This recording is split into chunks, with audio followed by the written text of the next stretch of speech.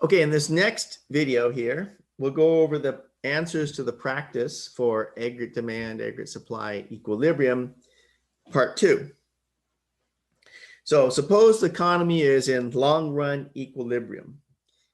So we can draw this on the graph, and we've got a downward sloping aggregate demand curve, a vertical long run aggregate supply curve at potential output. And if we're in long run equilibrium, we're in short run equilibrium. A Lucas supply curve is some sort of upward sloping aggregate supply curve. So we'll draw this Lucas supply curve, upward sloping, and long run equilibrium will be right here at point A. And output is at potential, and our inflation rate is right here. We'll call that inflation superscript A, the inflation rate at point A.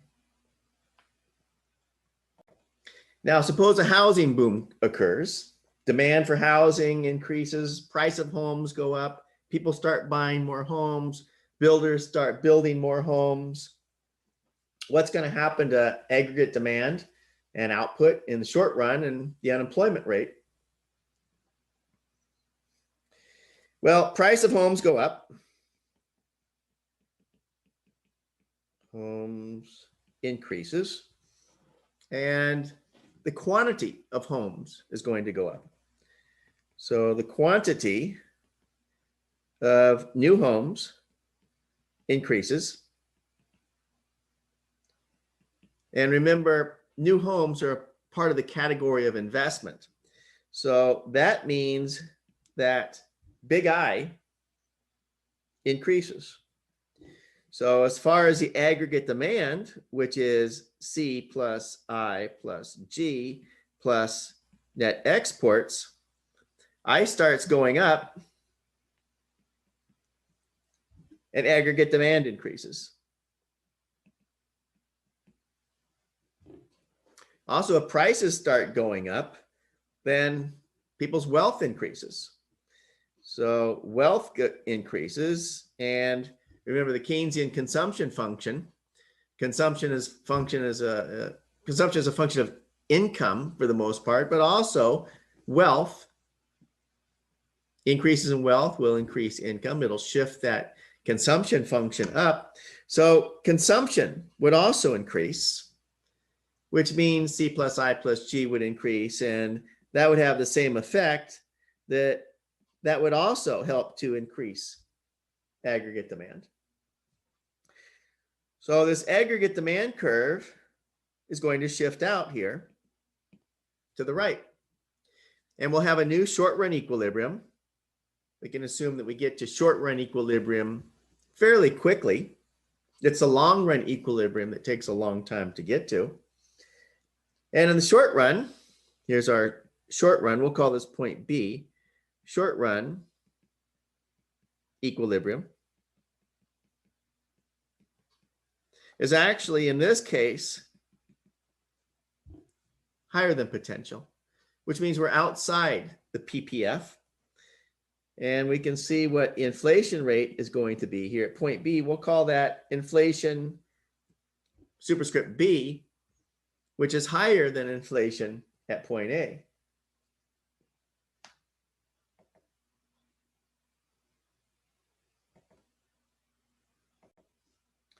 Now, what happens to the unemployment rate?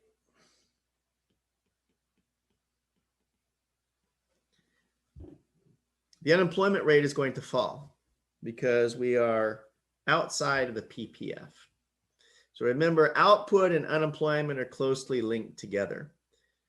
At high levels of output, the unemployment is low, and low levels of output, unemployment is much higher. If real output drops or in a recession, unemployment goes up during that time. So here we would be a lower level of unemployment than the natural rate, which would be somewhere between 4 and 6%. It means that we're somewhat less than that. Maybe we're at 3%, something like that. Now, the last question is use the misperceptions theory of aggregate supply to explain what will happen to output and inflation in the long run and show it on the graph. Now, we know where we're going to be in the long run.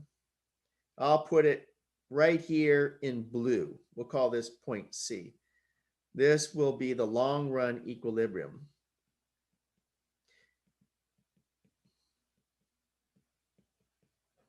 So we started at A, we went to point B kind of quickly in short run equilibrium.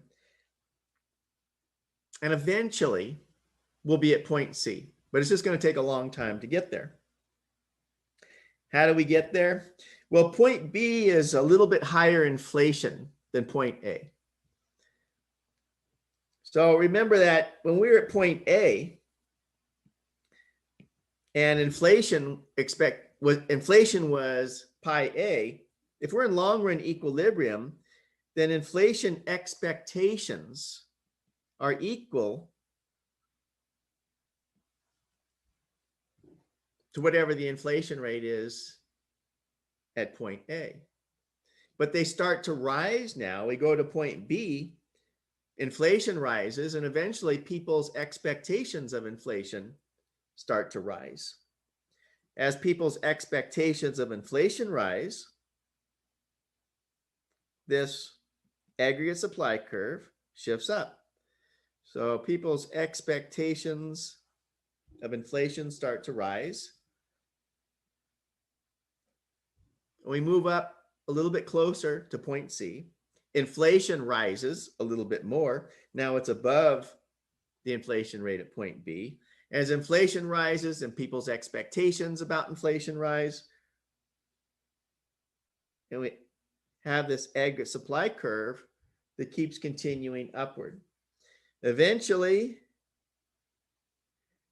that aggregate supply curve will shift all the way up, so it'll be passing through point C. And then we'll be at long run equilibrium again. And once we're at C, we'll say the inflation rate at C is pi superscript C. It's higher than B, higher than A. And when we are there, people's expectations about inflation are going to be equal to pi superscript C, the inflation rate at point C.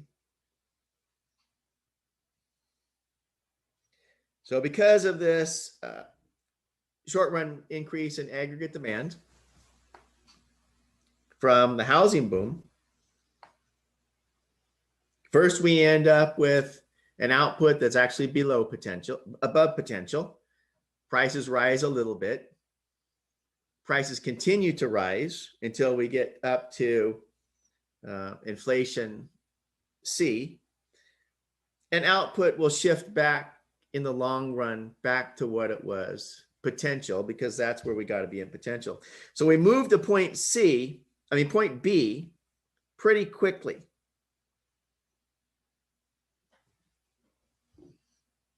And then we take a while to move to point C. And the reason is because prices and inflation aren't that flexible. It takes a little while to get to point C. It takes a while for inflation to rise and people's expectations about inflation to rise.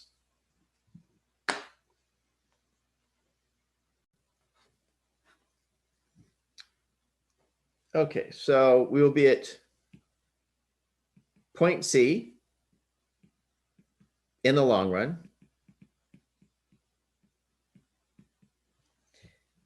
And inflation will be pi superscript C, a higher level of inflation. So a higher level of inflation and higher expectations about inflation too.